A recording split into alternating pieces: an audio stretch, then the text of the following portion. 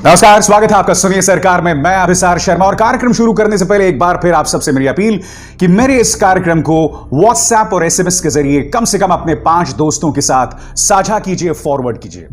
और आज मैं आपके सामने 2 मुद्दे लेकर आया हूं, मगर उससे पहले मैं आपसे एक सवाल करना चाहूंगा। धर्म बड़ा या इंसानियत? क्या धार्मिक मान्यताओं पर आप इंसानों की कुर्बानी देने को तैयार हो? आज मैं आपसे ये सवाल क्यों पूछ रहा हूं, क्योंकि आज मैं आपके सामने 2 मुद्दे लेकर आया हूं। दोनों का ताल्लुक धर्म से है, दोनों का ताल्लुक इंसानियत से है और दोनों का ताल्लुक इस सवाल से है कि धर्म बड़ा या इंसानियत। सबसे पहला जो मुद्दा मैं आपके सामने लेकर आऊंगा वो ये कि राजस्थान के मुख्यमंत्री अशोक गहलोत ने एक अहम कदम उठाया है। इस बार उन्होंने राजस्थान के अंदर पटाखों की बिक्री और पटाखों के फोड़े जाने पर पाबंदी लगा दी है और उसकी वजह उन्होंने साफ बताई है कि कोरोना के मरीजों के लिए यह एक घातक चीज होगी।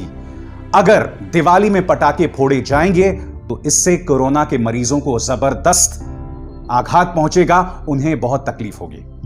और दूसरी बड़ी खबर, शार्ले हेब्दो के कार्टून्स के बाद फ्रांस में एक नहीं, 2 नहीं, 2 बड़े बड़े आतंकवादी हमले, और इस हमले के बाद कई लोगों ने अपनी असलियत जो है वो सामने जाहिर कर दी है। कई लोग ये कह रहे हैं कि साहब, जिन लोगों की गर्दन काटी गई थी वो बिल्कुल सही बात है। आज ये सवाल भी मैं आपके सामने उठाऊंगा और कई चेहरों पर से नकाब को हटाऊंगा। कई जो लोग अपने आप को बहुत इंसानियत पसंद मानते थे, उनकी हकीकत में आपके सामने लेकर आऊंगा। मगर सबसे पहले, दिवाली के वक्त पटाखों की बिक्री और फोड़े जाने पर जिस पाबंदी की बात राजस्थान के मुख्यमंत्री अशोक गहलोत ने की है, मगर उससे पहले मैं आपको कुछ आंकड़े और कुछ हकीकत बताना चाहूंगा आपके सामने। दोस्तों, यह है सेक्टर 116 नोएडा में हवा प्रदूषण का स्तर, एयर क्वालिटी इंडेक्स। आप देख सकते हैं हजार्डस, यानी कि बहुत जबरदस्त नुकसानदेह है यहां की हवा है, 310।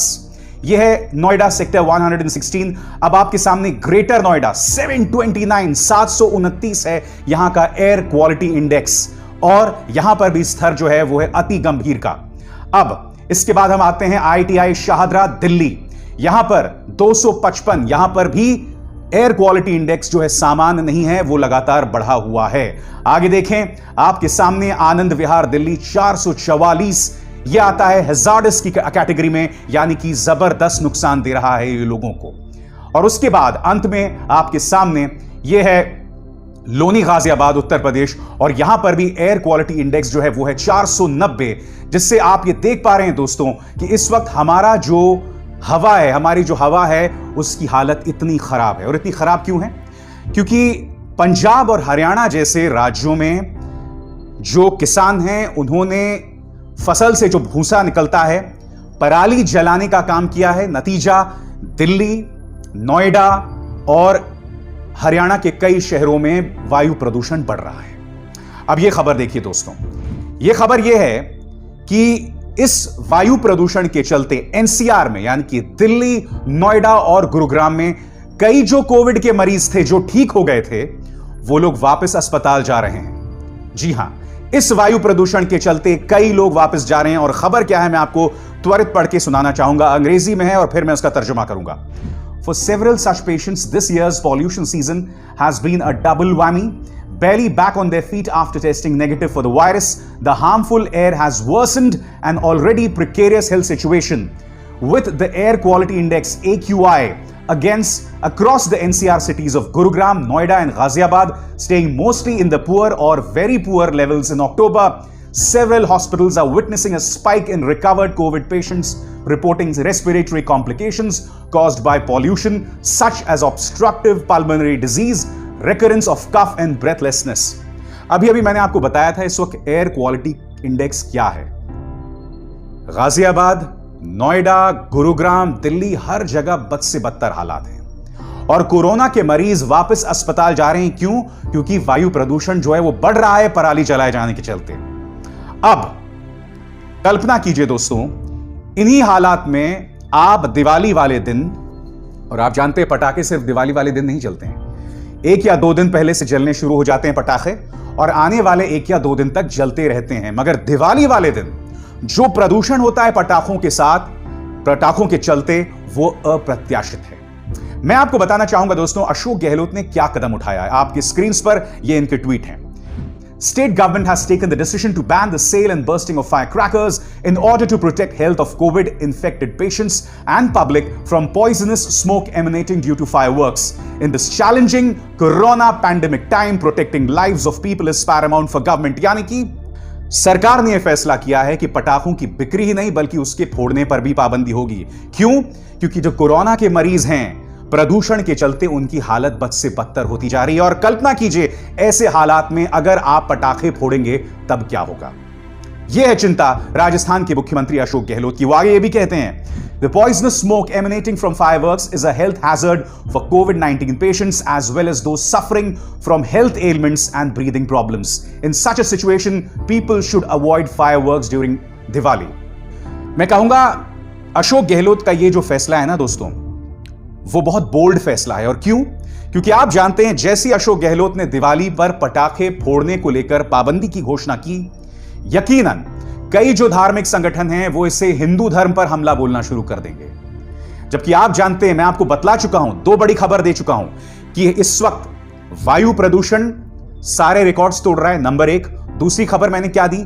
कोरोना के कई मरीज वापस अस्पताल जा रहे हैं इसी प्रदूषण के चलते। और अब सोचिए इन्हीं हालात में दिवाली में और भी ज्यादा प्रदूषण होगा तो क्या होगा।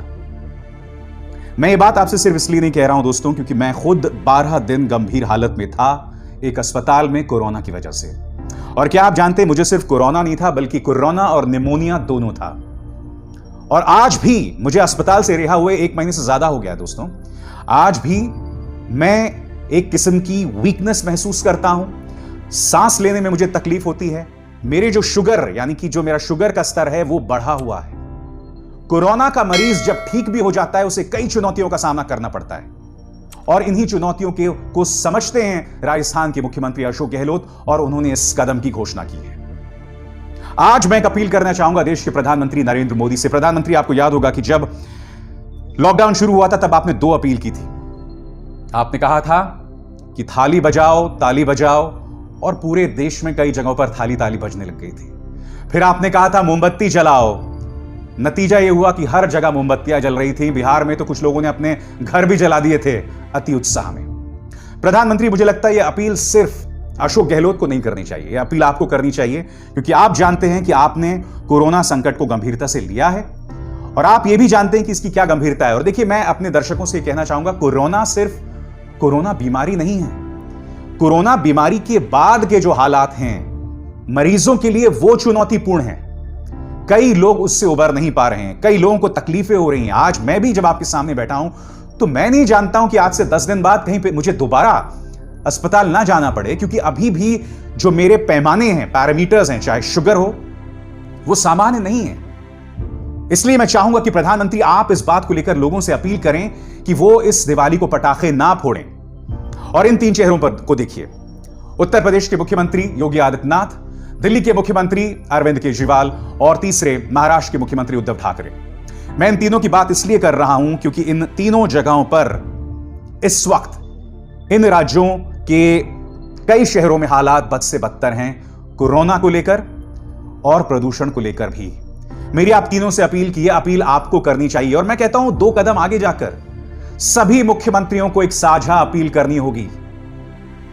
दोस्तों, सिर्फ इस साल की बात है, अगले साल हम उम्मीद करते हैं कि हमारे मुख्यमंत्री और हमारी सरकारें मिलजुल कर वायु प्रदूषण पर कुछ गंभीर उपाय उठाएंगे और इस पर कदम उठाने के बाद हम वायु प्रदूषण पर जीत हासिल करेंगे। उसके बाद हम जरूर पटाखे फोड़ेंगे। आप इतिहास में दिए गए मेरे बयानों पर गौर कीजिए। मैं उन लोगों में से नहीं हूं जो ये कहेंगे कि साहब एक दिवाली पर आप पटाखे फोड़ना बंद कर दो, उससे प्रदूषण खत्म हो जाएगा। नहीं, आज जब मैं आपसे पटाखे ना फोड़ने की अपील कर रहा हूं तो उसकी वजह सिर्फ कोरोना के मरीज हैं, वो खबरें जो लगातार सामने उभर कर आ रही हैं। मेरी अपील उन कोरोना के मरीजों से, क्योंकि आप जानते हैं कि अभी भारत में 1 लाख से ऊपर ज्यादा लोग मारे जा चुके हैं। मुझे डर इस बात का है कि आने वाले दिन में दिवाली के बाद कहीं यह संख्या सारे रिकॉर्ड्स ना तोड़ दे।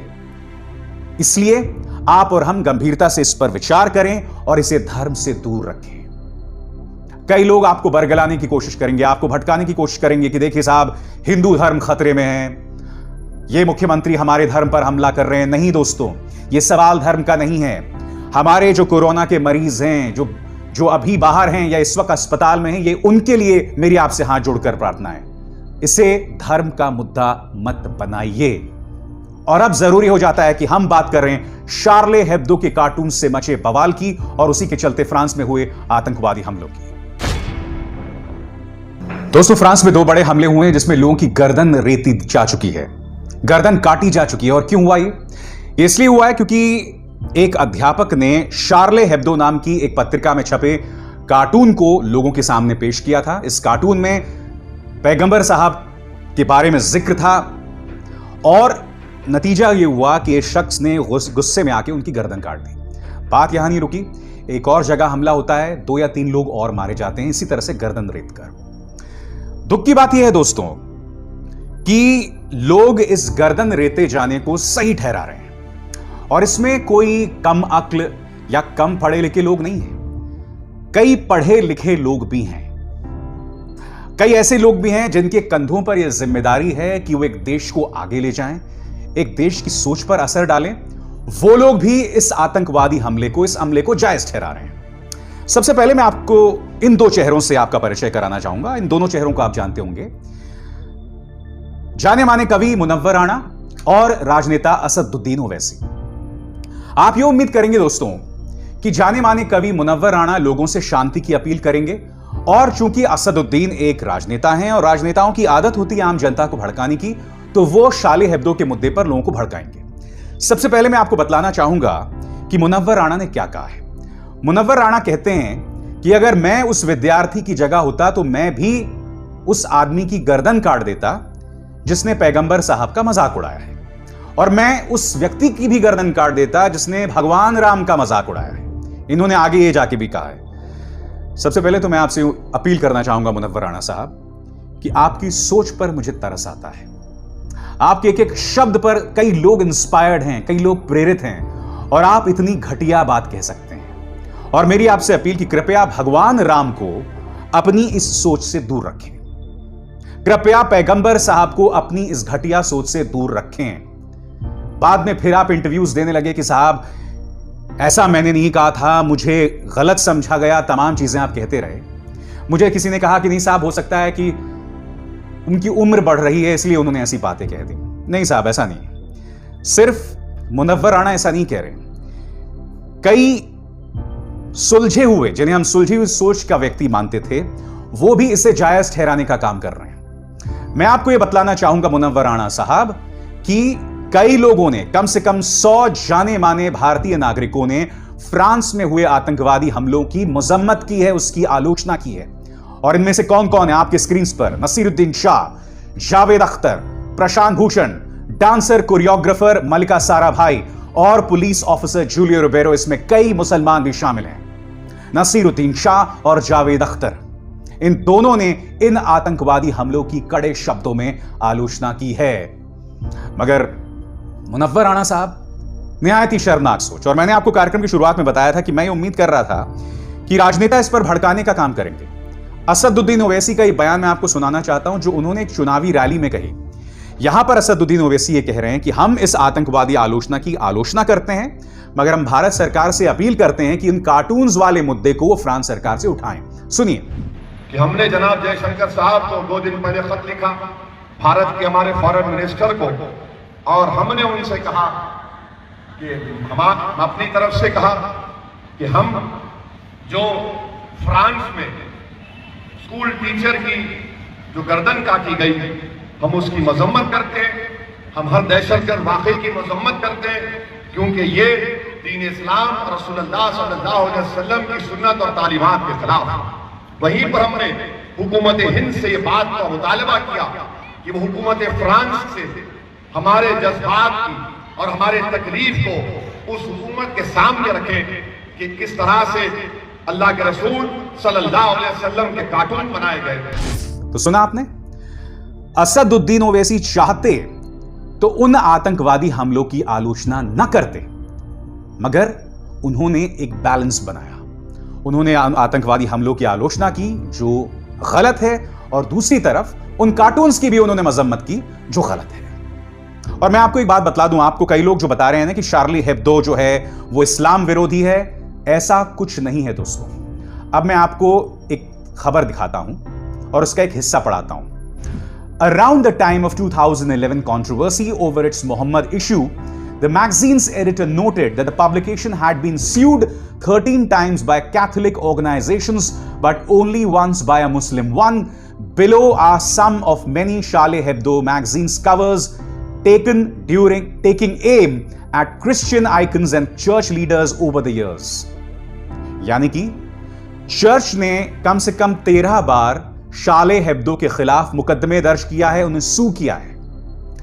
कैथोलिक संस्थाओं ने कम से कम 13 बार इन पर मुकदमा किया है, आलोचना की है, उनकी गर्दन नहीं काटी है। समझे? इसलिए शार्ली हेब्दो को मुस्लिम जो लोग विरोधी बता रहे हैं ना, उनकी सोच से बचिए। मैं एक बात बता दूं आपको, पैगंबर साहब के बारे में उनका क्या कार्टून था मैंने अब तक नहीं देखा और मैं देखना भी नहीं चाहता हूं। मैंने शार्ली हेब्दो के 2 कार्टून्स देखे थे, एक जिसमें वो जीसस क्राइस्ट का मजाक उड़ा रहे थे और दोस्तों वो इतना अश्लील कार्टून था कि मैं आपको बतला भी नहीं सकता हूं, और दूसरा था जिसमें वो अबॉर्शन के बारे में उन्होंने कार्टून किया था, वो भी निहायत ही अश्लील था। अगर आप मेरी निजी राय पूछें तो शार्ली हेब्दो के कार्टून से मैं इत्तेफाक नहीं रखता हूं, क्योंकि देखिए मैं आर.के. लक्ष्मण के कार्टून्स को पसंद करने वाला व्यक्ति हूं। इस तरह के कार्टून्स में मेरी कोई दिलचस्पी नहीं है, मगर क्या उन्हें यह करने की आजादी है? तो मेरा आपसे यह सवाल है कि जिस देश में यह मैगजीन है, क्या वहां का संविधान, क्या वहां का कानून उन्हें आजादी देता है? अगर वहां का कानून, वहां का संविधान उन्हें आजादी देता है तो उन्हें ऐसा करने की पूरी आजादी है, मगर क्या आप उसके बदले में किसी की गर्दन काट देंगे? जी बिल्कुल नहीं, आप किसी की गर्दन नहीं काटेंगे, यह आपको अधिकार किसी ने नहीं दिया है। क्योंकि आप ऐसा जितना ज्यादा करेंगे ना, इससे आप उन लोगों को ताकतवर बनाते हैं जो मुसलमानों का नाम ले लेकर अपनी सियासत करते हैं। आप उन लोगों को लगातार ताकतवर बनाते हैं और सियासत को भूल जाइए। आप बताइए ना, आपको एक खुली सोच का व्यक्ति बनना है, एक उदारवादी सोच का व्यक्ति बनना है, या वही दकियानूसी सोच में खुद को लगातार दफन करना है? मैं आपको बतला चुका हूं, शार्ली हेब्दो के कार्टून से मैं इत्तेफाक नहीं रखता हूं, मगर अगर किसी देश का संविधान, कानून उन्हें आजादी देता है तो आप और हम कौन होते हैं इस देश में बैठकर? इस देश में अगर आपको लगता है कि ऐसी कोई चीज सामने उभर कर आई है तो हमें उसकी आलोचना करनी चाहिए, मगर संविधान के अंतर्गत।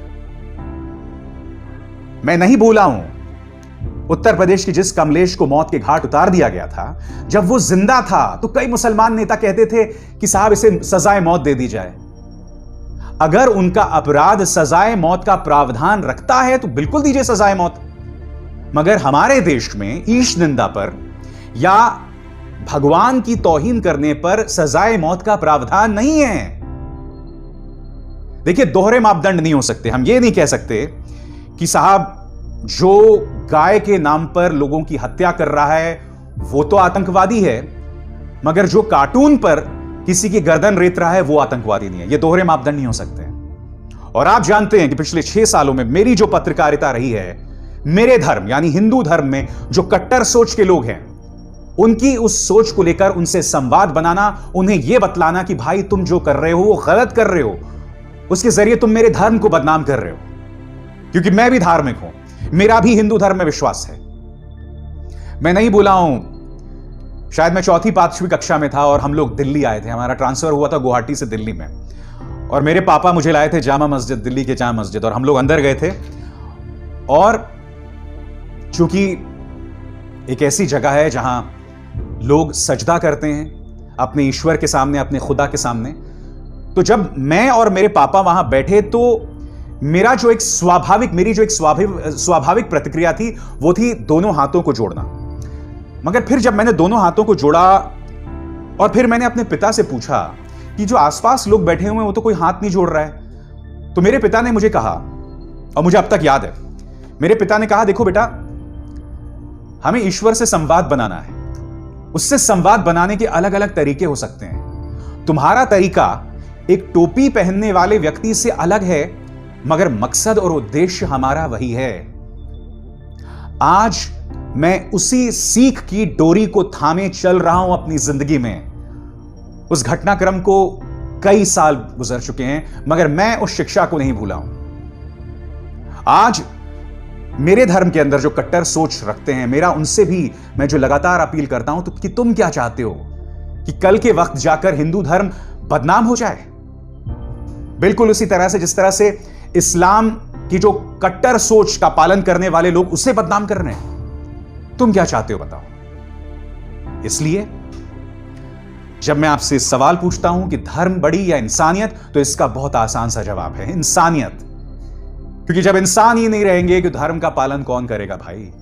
धर्म हमें जोड़ता है, हमें राक्षस नहीं बनाता है, हमें वहशी नहीं बनाता है, हमें एक दूसरे से जुदा नहीं करता है। मेरी इस बात पर ध्यान रखिएगा।